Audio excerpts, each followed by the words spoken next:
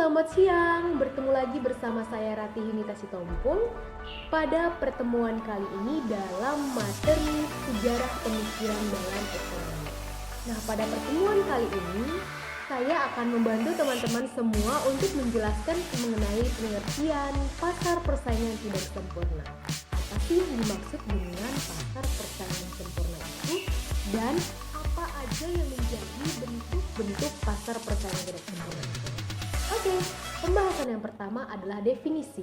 Definisi dari pengertian pasar tidak sempurna. Nah, pasar persaingan tidak sempurna adalah pasar yang terdapat banyak penjual dan pembeli, namun harga hanya ditentukan sendiri oleh penjual dan pembeli tersebut. Nah, bagian dari pasar persaingan tidak sempurna ini yang pertama itu adalah pasar monopoli, yang kedua itu ada pasar monopolistik, dan yang ketiga ada pasar oligopoli. Nah, saya akan menjelaskan satu persatu mengenai pasar-pasar atau bentuk-bentuk dari pasar persaingan tidak sempurna ini. Yang pertama tadi adalah pasar monopoli. Pasar monopoli dalam bahasa Yunani, monopoli dalam bahasa Yunani berasal dari dua kata. Nah, kata yang pertama itu adalah mono. Mono artinya satu dan polein artinya menjual. Jadi berdasarkan dua kata tadi, kita dapat menyimpulkan bahwa pasar monopoli adalah pasar yang hanya terdapat satu penjual yang menguasai pasar. Nah, dalam pasar monopoli ini, penjual atau produsen biasanya disebut dengan monopolis.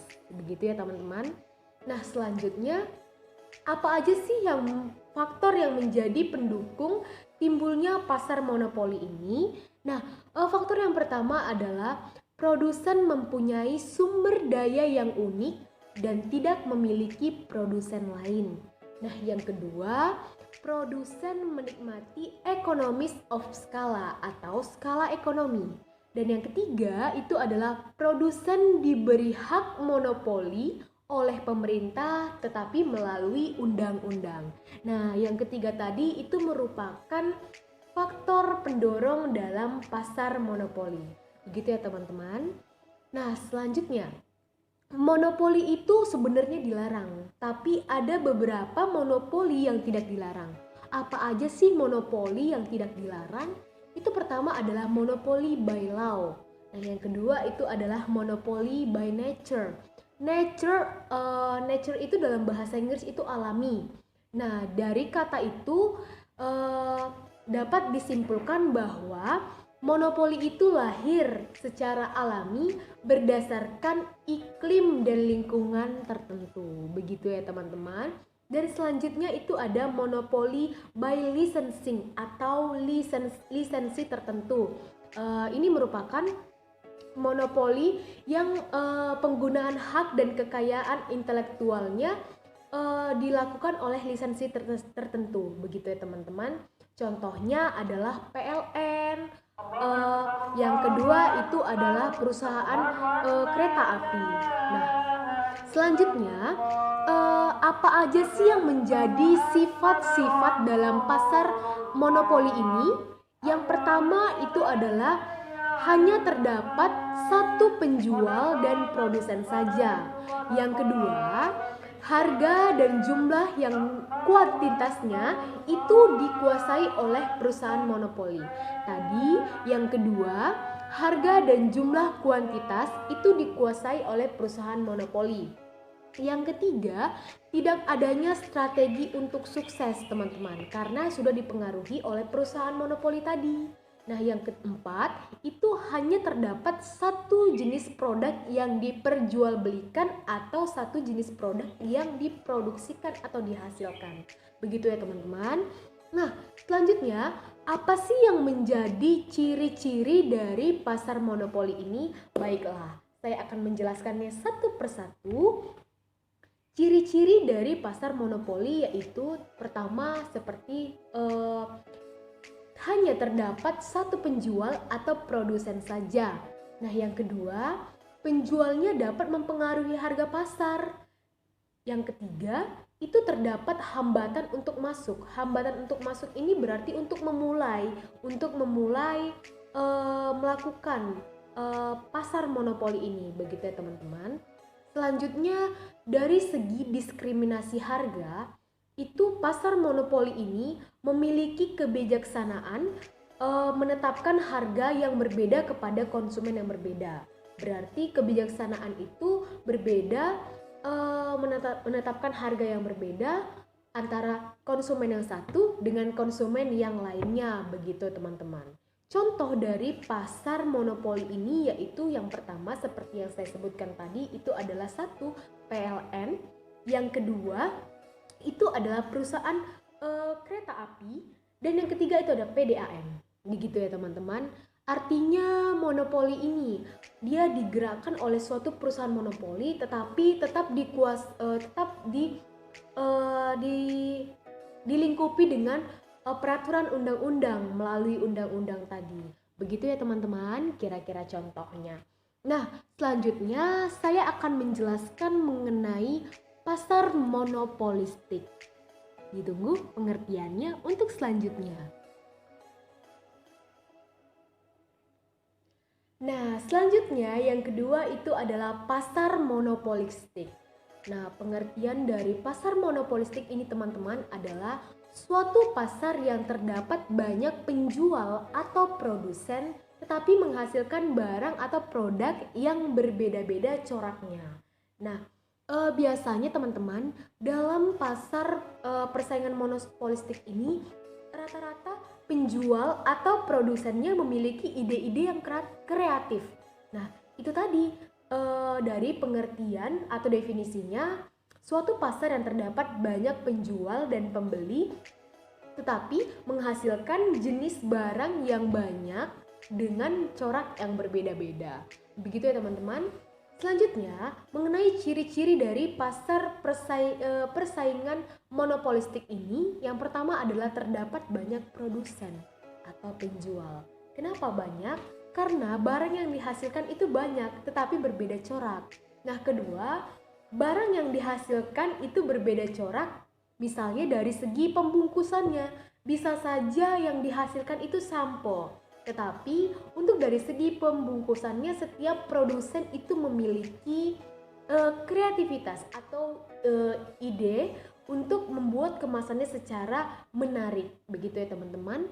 Yang ketiga itu adalah perusahaan memiliki kekuasaan untuk mempengaruhi harga.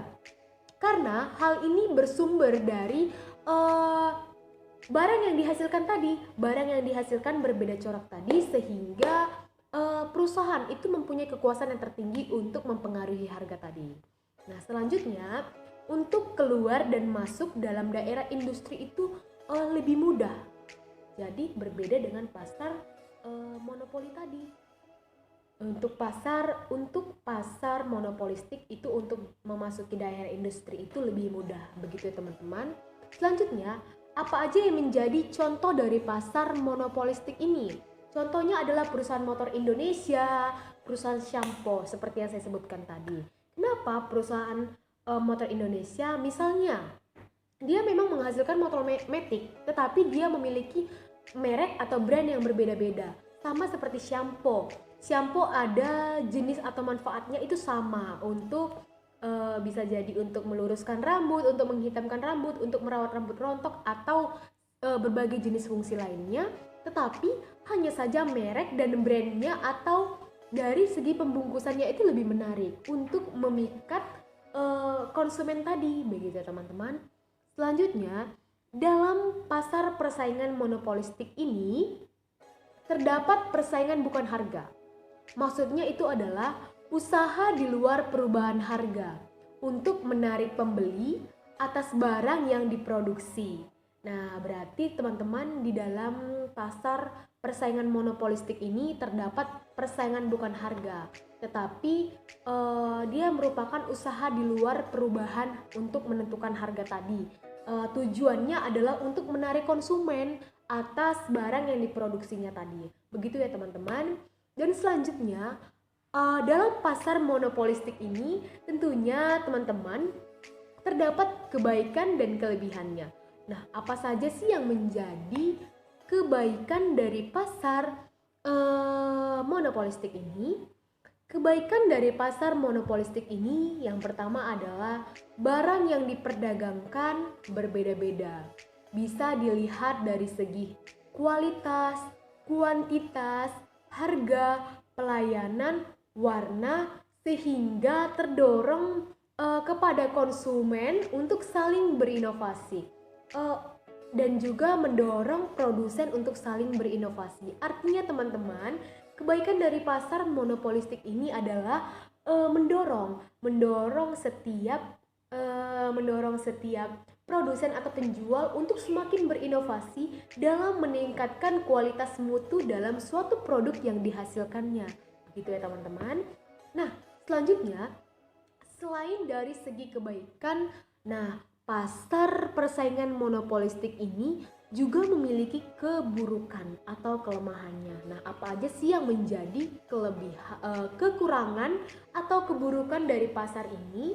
Nah, yang pertama itu adalah persaingan dalam pasar ini ketat.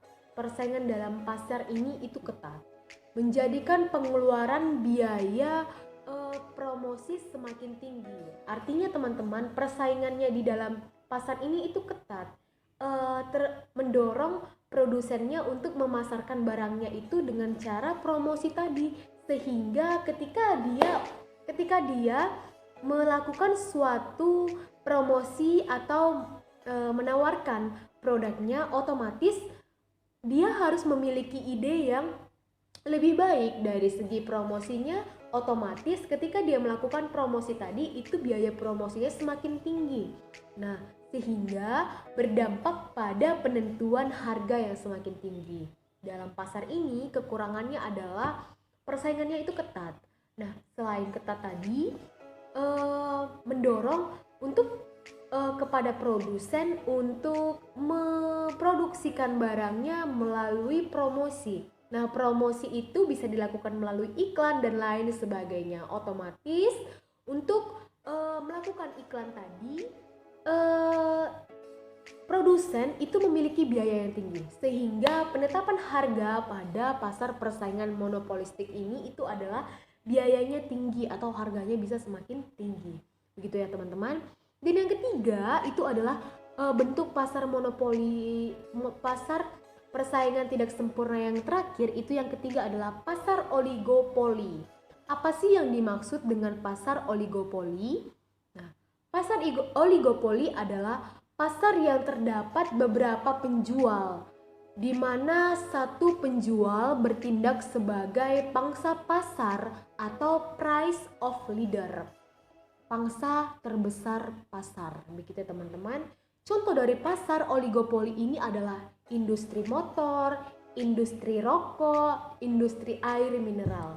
Nah, dalam lingkungan kita tentunya kita suka sekali meneliti atau melihat berbagai jenis-jenis produk yang dihasilkan, baik dari segi industri motor, industri air mineral, dan industri rokok gitu. Itu sangat sama-sama saling bersaing untuk mendapatkan keuntungan tadi, untuk memajukan kualitas brandnya tadi. Begitu ya teman-teman. Lalu dalam pasar oligopoli ini memiliki ciri-ciri atau karakteristik. Nah, apa aja yang menjadi ciri-ciri atau karakteristik dalam pasar oligopoli ini? Oke, yang pertama itu adalah terdapat banyak pembeli di pasar dan hanya terdapat beberapa penjual saja. Nah, itu ciri-cirinya. Terdapat banyak pembeli, tetapi penjualnya hanya beberapa saja. Kalau pembelinya banyak, tetapi penjualnya itu sedikit, hanya beberapa, begitu ya teman-teman. Nah, yang kedua itu perusahaan menghasilkan barang standar dan barang berbagai jenis corak yang berbeda-beda dan yang beragam, begitu ya teman-teman. Dan yang ketiga itu kekuasaan menentukan harga bisa kuat dan bisa lemah. Artinya dalam menentukan harga ini harus terjadi kesepakatan antara produsen satu dengan produsen berikutnya atau produsen lainnya, agar kekuasaan menentukan harga itu bisa dikatakan lemah dan bisa dikatakan kuat itu ketika produsen melakukan kesepakatan antara produsen yang satu dengan produsen yang lainnya. Begitu ya teman-teman. Nah, selanjutnya adanya saling ketergantungan. Saling ketergantungan di sini yang dimaksud adalah kebijakan harga dan kuantitas produksi produsen satu itu akan berpengaruh kepada produsen lainnya. Begitu teman-teman. Jadi saling ketergantungan antara produsen yang satu dengan produsen yang lainnya, atau yang penjual yang satu dengan penjual yang lainnya. Nah, selanjutnya perusahaan melakukan promosi melalui iklan. Nah, dalam oligopoli ini biasanya perusahaan itu memproduksi atau menawarkan barang-barangnya itu melalui promosi. Promosi tadi dilakukan melalui iklan, begitu ya teman-teman. Dan yang selanjutnya itu dalam setiap pasar ini pasti tentunya memiliki hambatan. Nah, dalam hambatan pasar oligopoli ini memiliki hambatan. Yang pertama itu adalah skala ekonomis. Yang kedua itu adalah ongkos produksi yang berbeda-beda. Dan ketiga itu keistimewaan hasil produksi. Jadi teman-teman, kenapa bisa harga barang itu mahal? Itu bisa jadi karena skala ekonomisnya, bisa jadi karena ongkos produksinya yang berbeda-beda, dan yang terakhir keistimewaan dari barang yang diproduksi tadi. Nah, begitu kira-kira penyampaian atau penjelasan materi mengenai pasar persaingan tidak sempurna tadi.